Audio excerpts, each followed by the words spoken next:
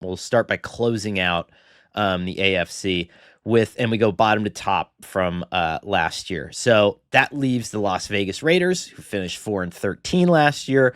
They fired head coach Antonio Pierce. They fired general manager Tom Telesco. Now the dream team of John Spytek, Pete Carroll, and Chip Kelly is in the building.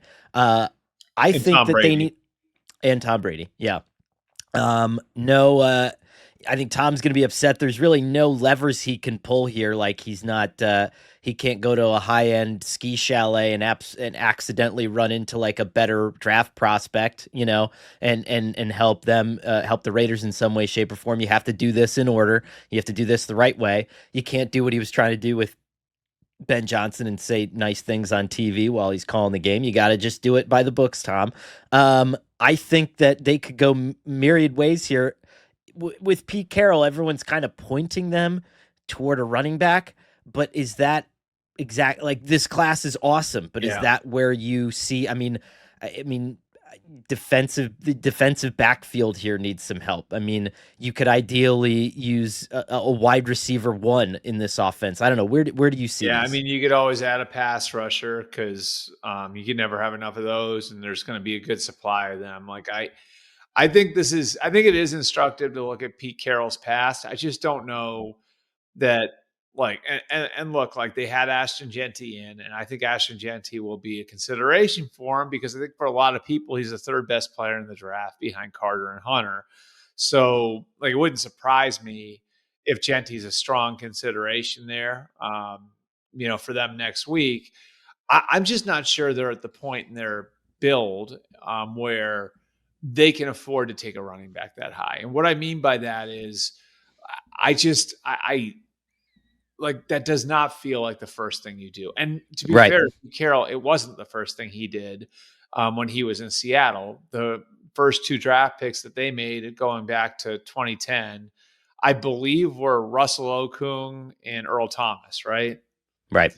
So, like, I think you get like a little bit of a window into to the way that he likes to build. He has specifics for what he looks for in different positions. The big long corners. He could value a center fielder for like a true center field safety. The big tank of a strong safety. Obviously, Cam Chancellor is sort of an impossible prototype to have there, but he is one. Um, and so, like, I think they could go any number of ways here just because they don't have enough good players on the team. And I think if they were honest with you, they would tell you we're still an off season or two away from where we need to be. We just need to get blue chip guys here. So, like, it's a long way of saying, like, if they view Armand Membu as like like this guy could be an all pro right tackle and maybe eventually a left tackle replacement for Colton Miller when he ages out, that could be a consideration. Or, we look at Jalen Walker as a sort of movable piece that could be a pressure player in Pete Carroll's front. Maybe sort of, what Dan Quinn did with Micah Parsons, because, there's obviously some scheme familiarity there for Pete. Maybe that would sort of be the blueprint with somebody like Jalen Walker. I just think, Conor, they're in this place where it's like, if they're them, they can't afford to hone in on one thing because they don't have enough good players in general. I totally agree. That's why I've seen Genty mocked to them countless times, and it just doesn't make sense to me. It makes more sense to me. Um, let's throw this scenario out here. If you're the Raiders, like, okay, you take one maybe on day two because this is a really deep class. But if you're the Raiders, wouldn't you much rather? I mean, you have Geno Smith right now. Theoretically, you might want a developmental quarterback in the pipeline, but like day three, Yep. if you still haven't gotten that running back, why don't you be the ones to trade for Brees Hall? Right? Yeah. Why don't you be Yeah. the ones to, because some of these other teams I with these mean, older backs are look, going to look to cycle them out, you I know? mean, Chip Kelly last year was with Travion Henderson and Quinshot Judkins at Ohio State, and like Right. so, like, would it make sense for them to look at him, in the second round? I think that's probably that to me makes more sense than reaching on Genty, and maybe even the second round is too high for a running back for them. And I do think that there's an advantage that they have with Chip there because not only was he at Ohio State last year, he was at UCLA for the 5 years before that. And I think if you look at Pete Carroll's early years, in Seattle. One of the big reasons why Pete and John Schneider were so successful drafting in 10 and 11 and 12 is because they had institutional knowledge on so many of the guys, because Pete had been in the college game, and it wasn't just the guys he coached, it's guys he coached against, it's guys he recruited. And so they do have that edge with Chip on their staff too. Right. Yeah, no, I think we're in lockstep there. I just think, again, this is too big for, this is not your running back draft, right? Yeah. And I think what's so funny about a lot of the mock draft industry, right, is that we go back and we look at coaches' behavior and traits. But if you're Pete Carroll, you know that he was doing a deep dive and a self-assessment when he left. And even Chip Kelly, you brought this up a couple weeks ago, used to be the master of high play counts. Now he was one of the lowest play count OCs. Like, people adjust, people change because they have to. Good people adjust and change because they have to. So I don't think, just because you did something in the past doesn't mean it's necessarily instructive of what you're going to do now. And I also think, like John Spytek, coming over from Tampa, one thing the Bucs have been really good at is digging out linemen. You know what I mean? Like, if you look at their history over the last 4 or 5 years, they've done a really nice job of building up the lines of scrimmage, and when they lose people, being ready for it. And so, that's another thing that I think comes probably from Jason Light's background with the Eagles, and John Spytek was in Philly too, so I think that that's something to just kind of file away also, is the belief that Spytek has in building up the lines of scrimmage, which obviously Pete subscribes to too, given, what some of his defensive lines look like in Seattle. Yeah. Denver next. So here's what we're looking at here. This was a big offseason for the Broncos. I loved this offseason for the Broncos because it was almost the anti-Commanders offseason, where Commanders, it's like, okay, here's, new weapons, here's all this stuff. But with the Broncos, it's like, hey, we're gonna let this thing kind of cook at its own speed, and then we're just gonna build up the defense, because the defense is better than I think even anybody gave it credit for in the NFL. Might have been almost as good or just as good as Brian Flores' defense in Minnesota last year. And then you add Dre Greenlaw, Hufanga from the 49ers. You're putting a lot of resources into that defense.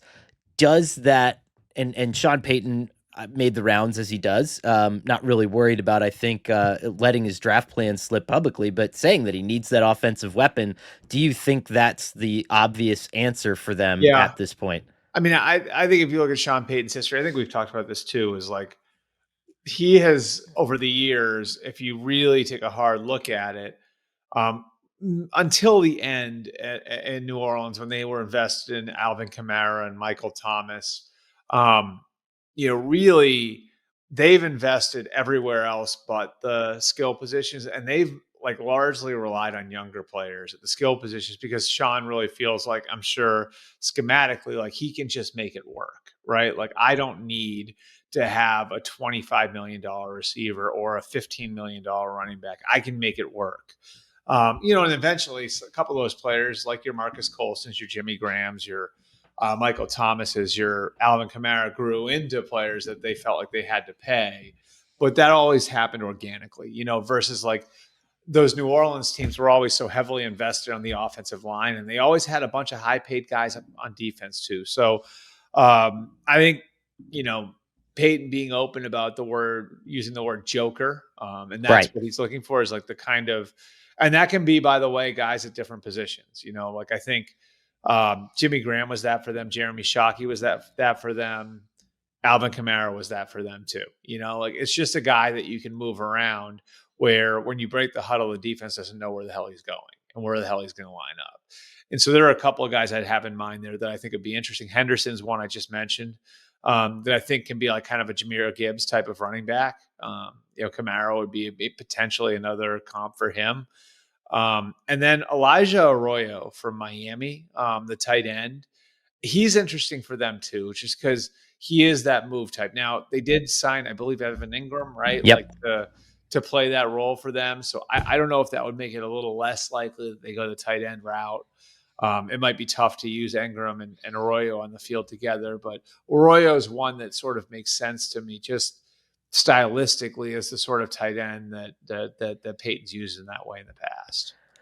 I wonder if, I mean, a lot of people had seen, a lot of people had initially one of the tight ends, someone like Loveland maybe there too, and Loveland and Ingram would be Loveland like would a be real, interesting if he makes it to them. I think Loveland would definitely be interesting. just to see what they could do there, because Joker to me, and if you extrapolate out what, like you said, what Peyton is saying, it's not necessarily Kamara, it's just somebody, anybody I mean, who allows you to dictate the defense's personnel, right? It doesn't really matter, and that player can be any number of people, it right? could be Luther Burden. Right. Like it can be any player at any skill position who has the versatility to play all over the place. And, so wide receiver two is certainly up in the air for them. And I'm not saying that they have a bad, Marvin Mims Jr. Like, I don't think it's a bad class, but I think Cortland Sutton's on a 1-year deal at this point. Like, you probably want something in the pipeline there for Bo Nix as he gets older and matures in that offense. And I would say defensive line depth, certainly. And you'd want someone to, you invested all that money in Dre Greenlaw. Don't you want someone to protect him? And you have guys like Zach Allen, you have guys like John Franklin Myers, but do you want something else? Do you want some more depth? If you get a stud there in the 3rd round or the 4th round, someone who can grow into that role. So I don't know. I think the Broncos are actually in a really good spot, Mhm. much better than I thought they were a couple years ago. And speaking of another team that I think is sneakily in a good spot, and I can't wait to see what they do in this draft, is the Los Angeles Chargers. They finished last season 11-6. Jim Harbaugh is doing what Jim Harbaugh does. And at this point, I'm very curious to see where they go. Joe Alt was the pick last year. This year, it seems like, I mean, gosh, they let go of basically anyone who could call themselves a tight end on this Yeah. roster. And you would wonder if, everyone's speaking of Loveland, everyone's kind Right. of pairing Jim Harbaugh and a guy that he knows well. But I mean, personally, to me, this has to be a class that you finally upgrade some of the parts around Justin Herbert. Right. Lad McConkey was exhausted at the end of last year and was basically the only guy capable of catching passes. Johnston, you would assume, has to just kind of be relegated at this point to your kind of explosive gadget player until he can materialize and catch balls on a consistent basis. I mean, tight end, wide receiver, but on the other side, losing Bosa, and this was a prevalent issue back when Tom Telesco was GM. Like, this team still needs an interior. Puna Ford, you lost Puna Ford this offseason. Like, Yep. you still need that because that is elemental to the Jim Harbaugh, the Jim Harbaugh ethos as well. Yeah. So I I think like looking at it, you're right. This could be I think some sort of offensive skill player somewhere in the first 3 picks is sort of a must, right? And I wouldn't rule out running back either. We know how Harbaugh values that position. They have Najee Harris and not a ton else there right now. So, like they've they've turned over that position a little bit from where they were last year. And like, is this the year he goes and finds what he had in Frank Gore in San Francisco, right? Like, Right. so this on paper at least is the draft class to do it in, and you got 3 of the first 86 picks. You would think maybe with one of those picks you wind up with your running back. Yeah, tight end. We know what Harbaugh's thought of the tight end position. It's been a strength for him everywhere he's gone, whether it was Vernon Davis at San Francisco, all the guys he had at Michigan. It didn't just start with Loveland. They had guys like Schumacher, like guys that they've had guys going back years that were really good at that position, going back to Jake Butt. And then at Stanford, and I don't need to go through the names like Cody Fleener and all those guys, but they were really good at that position there too. So I would not discount Jim Harbaugh's commitment to having good tight ends and how big a role they've played in his offenses over the years. That said, there is one guy that I just can't get out of my head if we're talking about the 22nd pick, and that's Kenneth Grant. It's another Michigan guy who he Mm-hmm. coached. And if you're talking about just having like just finding a massive guy to anchor the middle of your defensive front, you know what I mean? Which I think is like what you're getting at, something that they've needed for a while. This could be the guy, you Right. know? I mean, he's 350 some odd pounds, whatever it is. And like, I think it's just one of those things where it's like, we can do something flashier, or we can take care of something that's been a problem for us for years since before we got here. If you're Joe Ortiz and Jim Harbaugh, just pick it and then we don't have to worry about it anymore, you know? And you could make the argument, and this is not a fun argument to make, but I mean, this offense is a little more plotting under Harbaugh, and you got Yeah. Najee Harris, and maybe you build that as like, hey, this is kind of our skill position upgrade at this point. Because if you look at the defensive line in particular, right? I mean, Khalil Mack is the anchor of that, but at 34, Yep. I mean, is that really what you want? And you need, I mean, you need more out of your defensive front. I mean, I Yeah, don't. Thule's a good player. Like, I wouldn't discount Thule opposite him. Like, I think, you know, he had grown to the point where he was probably their second best pass rusher last year. Right. So, and you have Bud Dupree there. So you're not like, I don't think you're desperate, but I'm with you in that, like, Not desperate, but Bud but Dupree's those 32, edge you know? spots are really important too in that defense. You know what I mean? Like what Jesse Minter is doing defensively, like a lot of it is based on having rugged edge players, you know? Right. And Khalil Mack's certainly that, but I don't know how much longer you can count on him being that for you.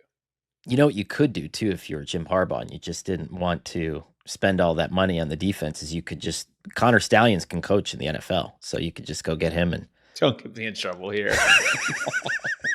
I'm kidding. I'm kidding.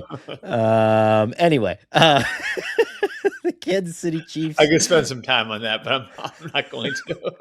I just love bringing up Connor Stallions in front of you. It just makes me so happy. I mean, I don't know, like the last two national champions. There are some questions that exist with one of them that don't exist with the other. So we'll just leave it at that. Most certainly. Well, but hey, we don't know. We're always one thing away from another great college football scandal. The Kansas City Chiefs are next. Finished last year 15-2, went to the Super Bowl. But as we saw in the Super Bowl, this was not a complete team. This was a team that struggled mightily in at the trench positions, right? Which is kind of their something that it's hard to get premium players when you're drafting at 28, 29, 30, 31, 32, as the Kansas City Chiefs so often do.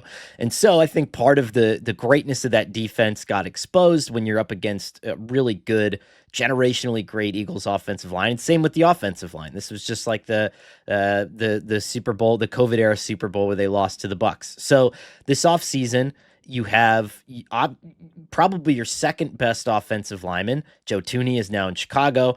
And they made what was, to me, I think one of the more intriguing high upside signings. I actually like Jalen Moore. He's going to get a run at left tackle for them this year. Was sort of the backup.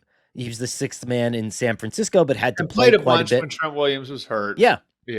And I thought had a really good I thought had a really good run there in San Francisco. So I think he was absolutely worth it, worth the shot. And then you would assume that Kingsley, who they drafted in 2024 in the second round, will get a run at guard. And then you obviously have Trey Smith, and you're still looking at Jawan Taylor on the right side. But do you have one of the best centers in football in Creed Humphrey? Like yes. Yeah, I mean, like I think you're right. I think you nailed it when you said that this is a position that's really hard to take care of if you're drafting, where they're drafting, because if you have good tackles in particular, you're not letting them go. It's very rare that premium tackles become available in the market, and generally the guys that really hit and become all pros are drafted in the first half of the first round. So, like, how do you find those guys if you're the Chiefs? It's a challenge, and I think that's why it really almost feels like they've been chasing since Eric Fisher and Mitch Schwartz, right? Like, where those guys were such anchors for Andy Reid.